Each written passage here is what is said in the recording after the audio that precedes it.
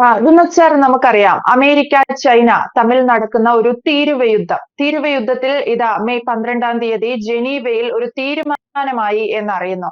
ആദ്യത്തെ ചോദ്യം, ജനീവയിൽ വെച്ച് അമേരിക്കയും ചൈനയും തമ്മിൽ ഈ തീരുവയുടെ കാര്യത്തിൽ, വ്യാപാര കരാറുകളുടെ കാര്യത്തിൽ എന്തൊക്കെ തീരുമാനങ്ങളിലാണ് എത്തിയത്? രണ്ടാമത്തെ ചോദ്യം എന്ന് പറയുന്നത്, അമേരിക്കയും ചൈനയും എത്തിയിരിക്കുന്ന തീരുമാനങ്ങൾ ഇന്ത്യയെ ഏത് രീതിയിൽ ബാധിക്കാനാണ് സാധ്യത? നീതു, ഈ ട്രംപ് ഈ 140% അല്ലെ 145% പാകിസ്ഥാൻ അല്ലെ ചൈനയ്ക്ക് തീരുവ അടിച്ചപ്പോ അന്ന് തന്നെ അറിയാമായിരുന്നു നടക്കാൻ പോകുന്നില്ല. ഇതിന് മുൻപും ഈ ട്രംപ് ഇതുപോലത്തെ പരിപാടികൾ, വിടുവായത്തനങ്ങൾ കാണിച്ചിട്ടുണ്ട്. അതെല്ലാം അതിൽ നിന്ന് കഴിഞ്ഞ പ്രാവശ്യത്തെ കാര്യമാണ്, ഈ ടേമിലെ കാര്യമല്ല, കഴിഞ്ഞ ടേമിൽ. അപ്പൊ ഇത് ഒരു വല്ലാത്ത പ്രശ്നത്തിൽ എത്തി നിൽക്കുകയായിരുന്നു. ഈ ചൈന 145 അടിച്ചു, അമേരിക്ക 145% താരിഫ് അടിച്ചു ചൈനയ്ക്ക്, ചൈന തിരിച്ച് 125 അടിച്ചു. അപ്പൊ അങ്ങനെ വലിയ പ്രശ്നത്തിൽ നിൽക്കുന്ന സാഹചര്യത്തിലാണ് ഈ മെയ് 12-ാം തീയതി അമേരിക്കയും ചൈനയും തമ്മിൽ നമ്മുടെ ജനീവയിൽ വെച്ച് ഒരു ധാരണയിൽ എത്തിയിട്ടുണ്ട്. താൽക്കാലികമായ വ്യാപാര യുദ്ധ വെടിനിർത്തൽ 90 ദിവസത്തേക്ക് ഈ വെടിനിർത്തി, താരിഫിന്റെ വെടിനിർത്തി. എന്നിട്ട് എന്ത് ചെയ്തു?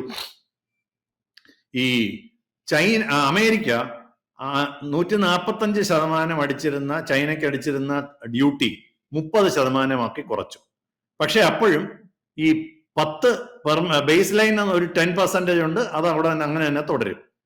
എക്സ്ട്രാ ഡ്യൂട്ടിയാണ് കുറച്ചത്. ചൈന എന്ത് ചെയ്യുന്ന പറഞ്ഞാല്, ചൈന അതിന് തിരിച്ച് റെസ്പോണ്ട് ചെയ്തു. 125% അടിച്ചിരുന്ന ഡ്യൂട്ടികൾ 10% കുറച്ചു. മാത്രമല്ല, ചൈന ഒരു വലിയ തീരുമാനമെടുത്തിരുന്നു. അത് നമ്മൾ മുമ്പ് പറഞ്ഞാണ്. ഈ അമേരിക്കയുടെ ബോയിങ് വിമാനങ്ങൾ ചൈന ധാരാളം ഉപയോഗിക്കുന്നുണ്ട്, അത് നിർത്തിവെച്ചിരുന്നു. അത് തുടർന്നും മേടിക്കാനുള്ള പരിപാടികൾ വീണ്ടും പുനരാരംഭിച്ചു. അപ്പൊ ഇങ്ങനെ രണ്ട് വളരെ പ്രധാനപ്പെട്ട കാര്യങ്ങളാണ്. അപ്പോഴും അമേരിക്ക ഇലക്ട്രിക് വെഹിക്കിളുകൾ, സോളാർ പാനലുകൾ, അഡ്വാൻസ്ഡ് സെമി കണ്ടക്ടേഴ്സ് ചൈനയിൽ നിന്ന് വരുന്നതിന് വലിയ 100% താരിഫ് തന്നെയാണ് അടിച്ചിരിക്കുന്നത്. അപ്പൊ ഇവയെ ഒഴിവാക്കിക്കൊണ്ട്, അത് ഒരു രാജ്യരക്ഷയ്ക്ക് വളരെ പ്രധാനമാണെന്ന് പറഞ്ഞിട്ട് അതിൽ തൊട്ടിട്ടില്ല. അതായത് ഇലക്ട്രിക് വെഹിക്കിൾസ്, സോളാർ പാനലുകൾ, അഡ്വാൻസ് സെമി കണ്ടക്ടേഴ്സ് ചൈനയിൽ നിന്ന് വരുന്നതിന് 100% തന്നെയാണ്. ബാക്കിയുള്ളതിനാണ് 30% കുറച്ചത്. അപ്പൊ ഇതൊരു ഒരിക്കലും ഇതൊരു പെർമനന്റ് ആയിട്ടുള്ള ഒരു പീസ് അഗ്രിമെന്റ് ആണ്. അതായത് വ്യാപാര യുദ്ധത്തിലുള്ള പീസ് അഗ്രിമെന്റ് ആണെന്ന് നാം കരുതാൻ പാടില്ല. അതൊരു വളരെ ഒരു 90 ദിവസം നീണ്ടു നിൽക്കുന്ന വെടിനിർത്തലാണ് അവർ തമ്മിൽ പ്രഖ്യാപിച്ചത്. അത്രയുള്ള അതിന്റെ അർത്ഥം. ഇനി എന്താണ് ഇന്ത്യക്കുള്ള ഒരു പ്രശ്നം എന്നറിയാം. നമ്മൾ ഈ ചൈനയും അമേരിക്കയുമായിട്ട് പ്രശ്നമുണ്ടായപ്പം നമ്മൾ തന്നെ പല പ്രാവശ്യം പറഞ്ഞിരുന്നു, ഇത് ഇന്ത്യക്ക് വലിയ ഗുണമാണ്. അതായത് ചൈനയിൽ അല്ലെങ്കിൽ പിന്നെ ഇന്ത്യയാണ് അവർക്ക് ഏറ്റവും നല്ലത്.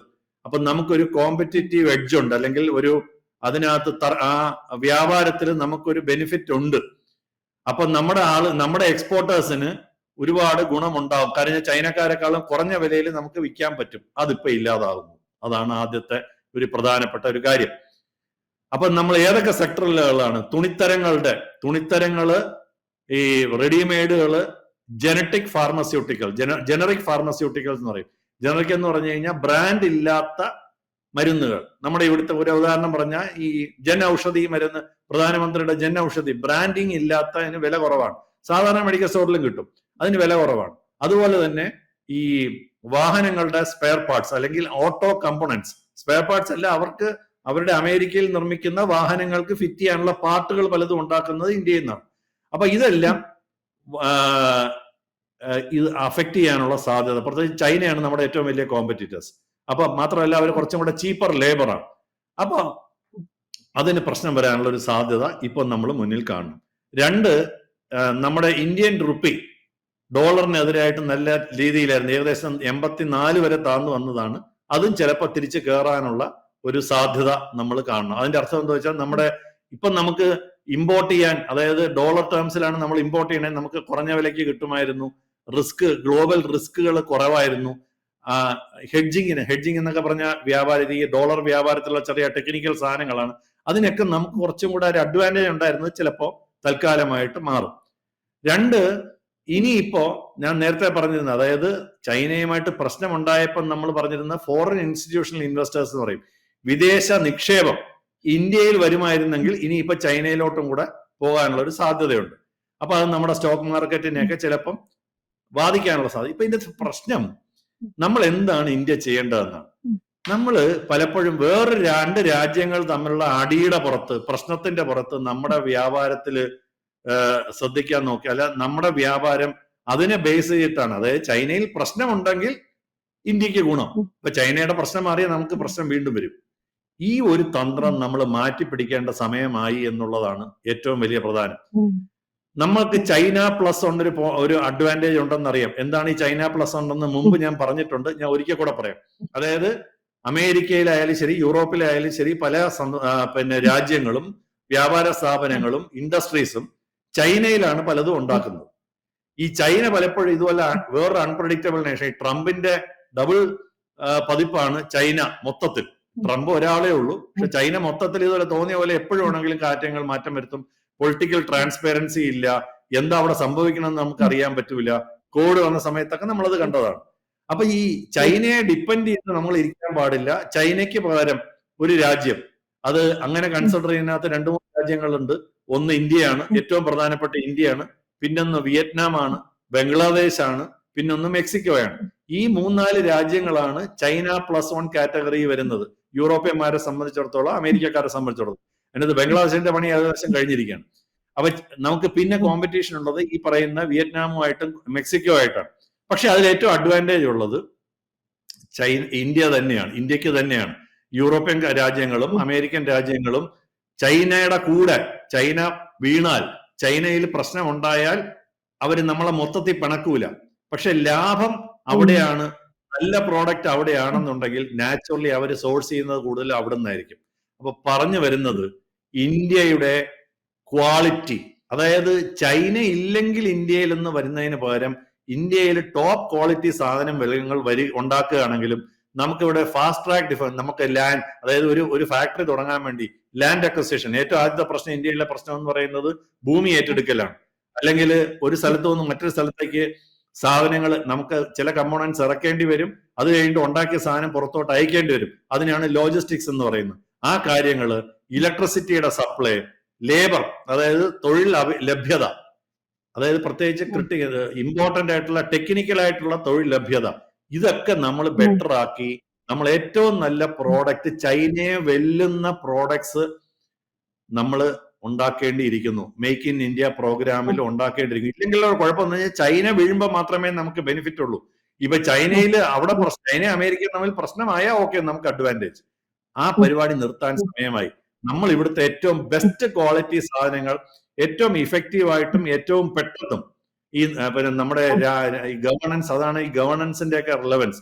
അതായത് നമ്മുടെ ഇവിടുത്തെ നിയമ കോലാഹലങ്ങളൊന്നും പാടില്ലാതെ, നൂലാമാലകൾ പാടില്ലാതെ സാധനം അവന് പെട്ടെന്ന് ചോദിക്കുന്നവന് സാധനം കൊടുക്കാൻ പറ്റണം, അത് ഉണ്ടാക്കാൻ പറ്റണം, ബെസ്റ്റ് ക്വാളിറ്റി. അപ്പൊ അത് നമുക്ക് എവിടെയെന്ന് പറഞ്ഞാൽ ഈ ഓട്ടോമൊബൈൽ പാർട്സ്, ഇലക്ട്രോണിക്സ്, ഇതിലൊക്കെ നമ്മൾ ചർച്ചകൾ തുടങ്ങാൻ സമയമായി. നമ്മുടെ വിസ്കി, നമ്മുടെ ഇന്ത്യൻ വിസ്കി വളരെ ഇന്ന് ലോകം മൊത്തത്തിൽ വളരെ, ഈ പണ്ട് സ്കോച്ച് വിസ്കി എന്ന് പറയുന്ന പോലെ തന്നെ അതിനേക്കാളും ബെറ്റർ ആയിട്ട് ഇപ്പൊ ഇന്ന് ഇന്ത്യൻ വിസ്കികൾ ഇന്ന് അവൈലബിൾ ആണ്.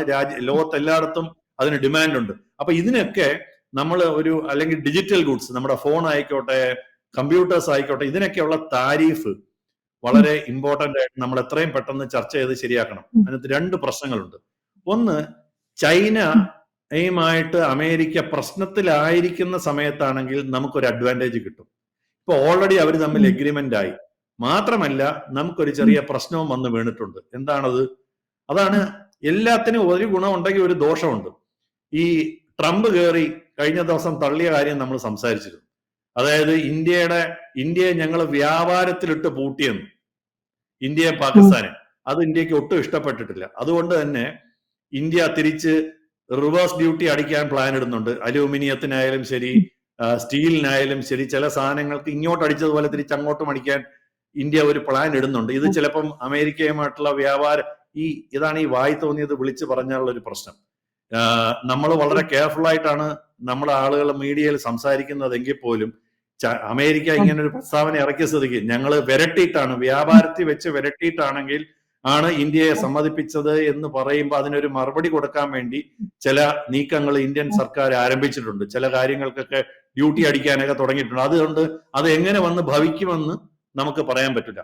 ഇതിനകത്ത് വലിയ വലിയ കമ്പനികൾക്ക് പെട്ടെന്ന് അമേരിക്ക നിർത്തിക്കഴിഞ്ഞാൽ നമുക്ക് യൂറോപ്പിലോട്ട് കൊടുക്കാൻ പറ്റും, അല്ല സ്ഥലങ്ങളിലോട്ട്. ഇതിനകത്ത് പെട്ടുപോകണം ആരെന്ന് പറഞ്ഞാൽ, ഇപ്പൊ എനിക്കറിയാം എന്റെ മരുമകന്റെ അങ്കിള് വളരെ നമ്മൾ വിശ്വസിക്കാത്ത സാധനങ്ങൾക്ക്, റോൾസ് റോയ്സിന്, അങ്ങനത്തെ വലിയ കമ്പനികൾക്ക്, L&T അങ്ങനത്തെ വലിയ കമ്പനികൾക്ക് സ്പെയർ പാർട്സ് ഉണ്ടാക്കി കൊടുക്കുന്നുണ്ട് മഹാരാഷ്ട്രയിൽ നിന്ന്. അവരുടെ ഫാക്ടറികളിൽ വലിയ, നമ്മൾ റോൾസ് റോയ്സിന് ഇന്ത്യയിൽ നിന്ന് ഒരു സ്പെയർ ഒരു കമ്പോണന്റ് ഉണ്ടാക്കി കൊടുക്കണം നമുക്ക് വിശ്വസിക്കാൻ പറ്റുമോ?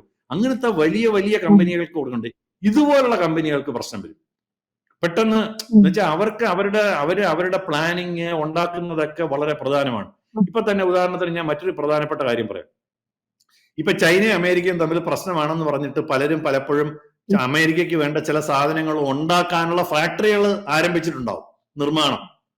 ഇപ്പൊ പെട്ടെന്ന് അമേരിക്കയും ചൈനയുമായിട്ട് ഒത്തുതീർപ്പാണ്, അതവിടെ അവരെവിടെ കൊടുക്കും? അപ്പൊ ഇത് ഈ പിന്നെ ബിസിനസ്സിൽ വലിയ ഒരു പ്രധാനപ്പെട്ട പ്രിൻസിപ്പിൾ ഉള്ള കാര്യം ഞാൻ മുമ്പും പറഞ്ഞിട്ടുണ്ട്. എല്ലാം ഒരുത്തൻ്റെയിൽ നിന്ന് വാങ്ങുകയോ എല്ലാം ഒരുത്തനോ രണ്ടു പേർക്കോ വിൽക്കുകയും ചെയ്യുന്നത് വലിയ അപകടമാണ്. ഇവൻ നേരെ കയറി തിരിഞ്ഞു കഴിഞ്ഞാൽ നമ്മളെ ഇഷ്ടപ്പെടാതിരുന്നു കഴിഞ്ഞാൽ നമ്മുടെ കച്ചവടം പൂട്ടിപ്പോകും. അപ്പൊ അതുകൊണ്ട് നമ്മള് അമേരിക്ക മാത്രമല്ല, ആഫ്രിക്ക, യൂറോപ്പ്, ഏഷ്യ, ഈ രാജ്യങ്ങളിലോട്ടൊക്കെ കയറ്റി അയക്കുന്നതിനെ പറ്റി അമേരിക്കയിലോട്ടും അയക്കണം, കിട്ടുമ്പോൾ അയക്കണം. ഇനി അഥവാ അവൻ നമ്മളെ പിണക്കിയാൽ തന്നെ നമുക്ക് ജീവിക്കാൻ പറ്റണം, നമ്മുടെ ഫാക്ടറി പൂട്ടിപ്പോരുത്, നമ്മുടെ സംരംഭങ്ങൾ പൂട്ടിപ്പോരുത്. ഇത് ഇന്ത്യ ശ്രദ്ധിക്കാൻ സമയമായി. മറ്റൊരു പ്രധാനപ്പെട്ട കാര്യം, നമ്മളിപ്പോ അവരുടെ ഒരു മാറ്റം വന്നാൽ, ഒരു ഗ്ലോബൽ സിറ്റുവേഷനിൽ മാറ്റം വന്നാൽ നമ്മൾ വളരെ ഫാസ്റ്റ് ആയിട്ട് റിയാക്ട് ചെയ്യണം, ഫ്ലെക്സിബിൾ ആയിരിക്കണം. നമ്മളായിരിക്കണം ആദ്യത്തെ ഓപ്ഷൻ കൊടുക്കേണ്ടത്. അതായത് ഇപ്പം ചൈനയും അമേരിക്കയും തമ്മിൽ ചൈനയും അമേരിക്കയും തമ്മിൽ പ്രശ്നം ഉണ്ടായി. ചൈനയുടെ നിന്റെ ഈ സാധനം വേണ്ട എന്ന് പറഞ്ഞാൽ ഞങ്ങളുടെ ഉണ്ട് എന്ന് എത്രയും പെട്ടെന്ന് പറയാനുള്ള കേപ്പബിലിറ്റി നമ്മൾ ഡെവലപ്പ് ചെയ്യണം. അല്ലാതെ ഇതൊരു 3 മാസം കഴിഞ്ഞ് പറയുമ്പോഴത്തേക്ക് അതെല്ലാം കൂടെ സെറ്റിൽ ആയി കാണും. നേരെ മറിച്ച് ഒരു എഗ്രിമെന്റ് വരുമ്പോൾ 1 വർഷത്തേക്ക് ഒരു എഗ്രിമെന്റ് ഉണ്ടെങ്കിൽ ആ 1 വർഷം നമുക്ക് സുഖമായിട്ട് പോകാം. ഇത്ര ക്വാണ്ടിറ്റി അടുത്ത 1 വർഷം, ഞാൻ പറഞ്ഞ മനസ്സിലായി. ഒരു പ്രശ്നം വരുമ്പോഴത്തേക്ക് അമേരിക്കയിൽ ഒരു കമ്പനി പറയണം, നിങ്ങളുടെ ഇന്ന് ഇത്ര ഒരു 1,00,000 സാധനങ്ങൾ, കമ്പോണൻസ് 1 വർഷത്തേക്ക് ഞങ്ങൾ 1 മാസം 10 ഇത് വെച്ച് മേടിച്ചോളാം, 10,000 വെച്ച് മേടിച്ചോളാം എന്ന് പറഞ്ഞാൽ എഗ്രിമെന്റ് ആയി. പക്ഷെ ഈ എഗ്രിമെന്റ് നമുക്ക് ഇമ്മീഡിയറ്റ് ആയിട്ട് എക്സിക്യൂട്ട് ചെയ്യാൻ പറ്റണം. അല്ലാതെ നമ്മളെ എക്സിക്യൂട്ട് ചെയ്യാൻ വേണ്ടി ഒരു 3 മാസം എടുത്തു കഴിഞ്ഞാൽ അപ്പോഴത്തേക്ക് അവർ തമ്മിൽ വീണ്ടും ധാരണയായി. അപ്പൊ ഇവിടെയാണ് നമ്മുടെ ഗവേണൻസ്, അതായത് ഗവൺമെന്റ് സഹായിക്കണം, ഇത് നമ്മൾ അതിനു വേണ്ടി റെഡി ആവണം, നമ്മുടെ സംവിധാനങ്ങൾ അതിനു വേണ്ടി റെഡിയാവണം. ഇങ്ങനെയാണെങ്കിലേ കച്ചവടം നടക്കൂ, ഇങ്ങനെയാണെങ്കിലേ ബിസിനസ് നടക്കൂ. ഞാൻ പണ്ടൊരു ബിസിനസ് കോച്ചായിരുന്നത് കൊണ്ട് പറയാണ്, നിങ്ങൾ എത്ര ഫാസ്റ്റ് ആയിട്ട് റെസ്പോണ്ട് ചെയ്യാൻ പറ്റും, നിങ്ങളുടെ ബിസിനസിനെ അപ്ഗ്രേഡ് ചെയ്യാൻ പറ്റും, അപ്സ്കെയിൽ ചെയ്യാൻ പറ്റും, പ്രൊഡക്ഷൻ കൂട്ടാൻ പറ്റും, ഇവരുടെ ഡിമാൻഡ് മീറ്റ് ചെയ്യാൻ പറ്റും എന്നൊക്കെ ഉള്ളത് വളരെ വളരെ പ്രധാനപ്പെട്ട കാര്യങ്ങളാണ്. ഇവിടെയാണ് നമ്മൾ ഇപ്പൊ ചൈനക്കാരൻ്റെ അടുത്ത് ഏത് സാധനം എത്ര ചോദിച്ചാലും അവൻ തരും. അപ്പൊ ഇത് വളരെ പ്രധാനപ്പെട്ട കാരണം. 2, നമ്മൾ ഈ ട്രംപിനെ നോക്കിയിരുന്ന്, അമേരിക്കയെ നോക്കിയിരുന്ന് നമ്മുടെ ബിസിനസ് കൊണ്ടുപോകുന്നത് അവസാനിപ്പിക്കാൻ സമയമായി. നമ്മുടെ ഒരു വ്യാപാര സംവിധാനം, ഒരു ലക്ഷ്യം മാത്രമായിരിക്കണം ചൈന. കാരണം ഞാൻ ഇന്ന് പറയുന്നതല്ല ട്രംപ് നാളെ പറയുന്നത്. അടുത്ത 4 വർഷം ഇയാൾക്ക് പിന്നെ വെളുത്തവാണോ കറുത്തവാണോ ഇന്ന് തോന്നുന്നതെന്ന് വെച്ചിട്ട് നമുക്ക് ജീവിക്കാൻ പറ്റുമോ? അപ്പൊ ഇതൊരു വളരെ പ്രധാനപ്പെട്ട കാര്യമാണ്. അപ്പൊ അതുകൊണ്ട് ഈ കാര്യങ്ങളൊക്കെ വളരെ വളരെ പെട്ടെന്ന് മാറുകയും തിരിഞ്ഞു മറിഞ്ഞു വരികയും ചെയ്യുകയാണ്. അപ്പൊ നമ്മള് ഇതിനകത്തൊരു trade intelligence and rapid response എന്നൊരു സംവിധാനം വേണം. അതിന് സർക്കാർ നമ്മുടെ ഇവിടുത്തെ സംവിധാനങ്ങളെ പ്രാപ്തരാക്കണം. സ്വയം നമ്മൾ അതിനുവേണ്ടി തയ്യാറാണ്. ഇപ്പൊ കേരളത്തിലൊക്കെ എന്ത് ഇൻഡസ്ട്രി നടക്കണം, പക്ഷെ ഇത് ഇന്ത്യയിലൊക്കെ മറ്റ് സംസ്ഥാനങ്ങളിലൊക്കെ വളരെ വളരെ പ്രധാനം. ഞാൻ നേരത്തെ പറഞ്ഞ പോലെ എന്റെ മരുമകന്റെ അങ്കിൾ എന്ന് പറയുന്ന അവർ വളരെ കാര്യമായിട്ട് വെളിയിലത്തെ രാജ്യങ്ങളുമായിട്ട്, വെളിയിലത്തെ വലിയ കമ്പനികളുമായിട്ട് കാര്യം ചെയ്യണം. ഇവർക്കൊക്കെ അത് വലിയ പ്രശ്നങ്ങൾ വരും. അപ്പൊ ഇത് നമ്മുടെ സർക്കാരായാലും ശരി, അവരും പ്രിപ്പയർഡ് ആയിരിക്കണം എന്നുള്ളത് വളരെ പ്രധാനമാണ്. നമ്മൾ ഒരു ലോങ് ടേം സ്ട്രാറ്റജിക്കൽ പൊസിഷന് റെഡി ആവണം ഇന്ത്യ. അതാണ് ഇതിനകത്ത് ട്രേഡ്. അതായത് ഇപ്പൊ ഈ പാകിസ്ഥാൻ, ഞാൻ നേരത്തെ പറഞ്ഞില്ല, അമേരിക്കയെ കണ്ടുകൊണ്ടോ ചൈനയെ കണ്ടതുകൊണ്ടോ യൂറോപ്പിനെ കണ്ടതുകൊണ്ടോ അല്ല. ഞാൻ നേരത്തെ പറഞ്ഞല്ലോ, south east Asian region, Asia എന്ന് പറയും, European union, African union, middle east, ഇവരുമായിട്ടൊക്കെ നമ്മൾ ഒരുപോലെ വ്യാപാരം ഡെവലപ്പ് ചെയ്യണം എന്നുള്ളത് വളരെ പ്രധാനമാണ്.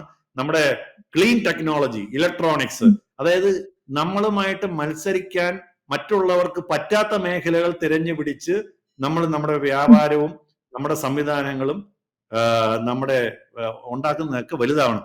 ഇങ്ങനെ മാത്രമാണ് ഇതിനകത്ത്. അല്ലാതെ ചൈനയും അമേരിക്കയും തമ്മിൽ ഇന്ന് മുട്ടിയോ നാളെ പിണങ്ങിയോ എന്ന് വിചാരിച്ച് നമ്മുടെ കച്ചവടം മുന്നോട്ട് കൊണ്ടുപോകാൻ സാധ്യമല്ല. ഇതൊക്കെ കണ്ട് കേരളത്തിലുള്ള ബിസിനസ്സുകാരും പഠിക്കേണ്ടതാണ്. ഇങ്ങനെയൊക്കെയാണ് ഈ ലോകം സഞ്ചരിക്കുന്നത്. നമ്മുടെ ഇവിടെ ബിസിനസ്സൊക്കെ വളരെ കുറവ്. ഇവിടെ അറ്റ്ലീസ്റ്റ് നമ്മുടെ ടെക്സ്റ്റൈൽ എക്സ്പോർട്ട് കൈടെക്സ് പോലുള്ളവരൊക്കെ ചെയ്യുന്നുണ്ട്. പക്ഷെ ഇതൊക്കെ നമ്മൾ മുന്നിൽ കാണണം. നമ്മുടെ ഫിഷ് എക്സ്പോർട്സ്, നമ്മുടെ സ്പൈസസ് എക്സ്പോർട്സ്, ഇതൊക്കെ ഇതിന് ബാധകമാണ്. നമ്മുടെ ആളുകളും കരുതിയിരിക്കണം. അവിടെ ഒരു പ്രശ്നം ഉണ്ടായാൽ ഇവിടെയും പ്രശ്നങ്ങൾ വരും, വ്യാപാരത്തിൽ പോലും. അപ്പൊ അതാണ് ഈ ഇവർ തമ്മിലുണ്ടാക്കിയ ധാരണയെ കുറിച്ച് പറയാനുള്ളത്.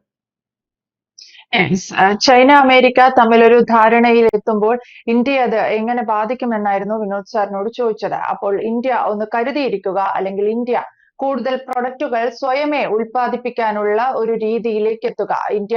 അമേരിക്ക ചൈന ബന്ധം വഷളാവാൻ കാത്തു നിൽക്കാതെ എപ്പോൾ വേണമെങ്കിലും ഒരാവശ്യം വന്നാൽ ഇന്ത്യയെ സമീപിക്കാം, ഇന്ത്യയുമായി ഒരു വ്യാപാര ബന്ധം ഉണ്ടാക്കാമെന്ന് ലോക രാജ്യങ്ങൾക്ക് തോന്നുന്ന രീതിയിലേക്ക് വ്യാപാരത്തിന്റെ കാര്യത്തിൽ കൂടി ഇന്ത്യ വളരുക എന്നുള്ളതാണ്.